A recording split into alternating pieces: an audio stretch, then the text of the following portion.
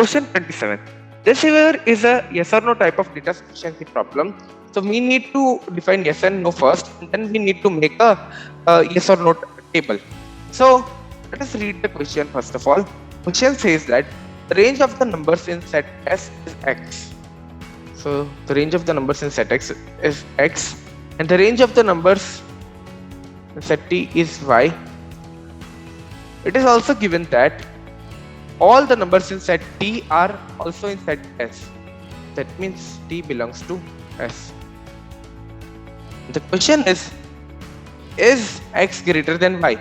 So is the range of set S greater than range of set T? That is our question. Okay.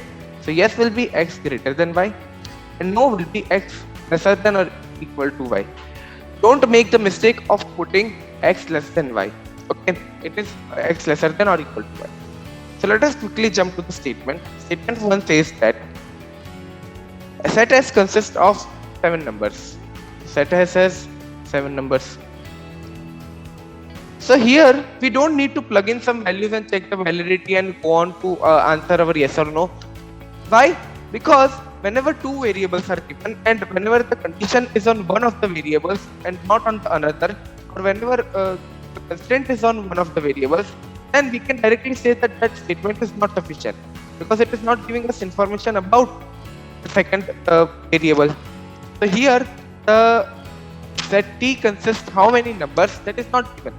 So statement 1 is not sufficient. Whenever statement 1 is not sufficient, then we cross AD. Now let us check whether statement 2 is sufficient or not.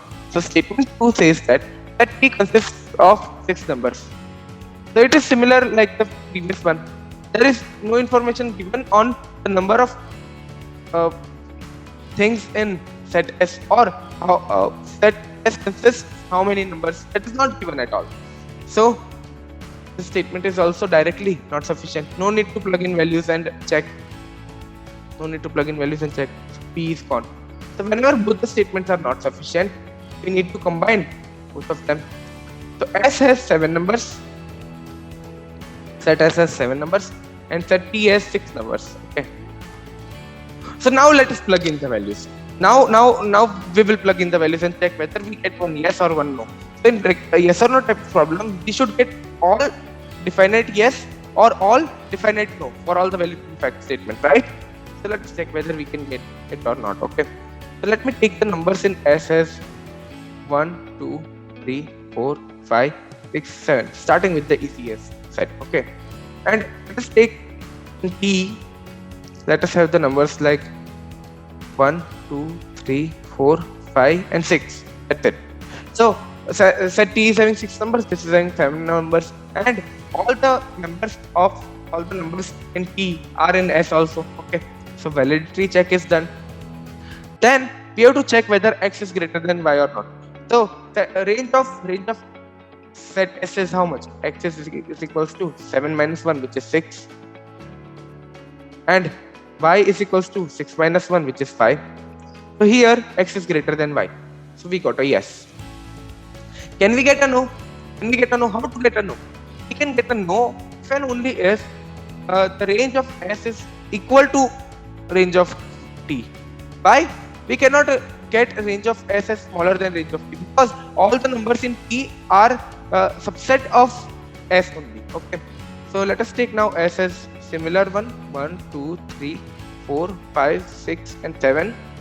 But for T, let us this time take 1, 2, 3, 4, 5. Instead of 6, let us take 7 directly. We can take 7, right? So validity check is done. There are 7 numbers here. There are 6 numbers here. The range of set S is 7 minus 1, which is equals to 6. Range of set T is Y is equals to 7 minus 1, which is again equals to 6. So here we got X is equals to Y. So which is the condition of no? So we got a no over here.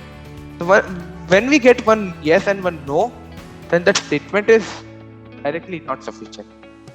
So here our correct answer will be option E, that both the statements together are also not sufficient to answer our problem.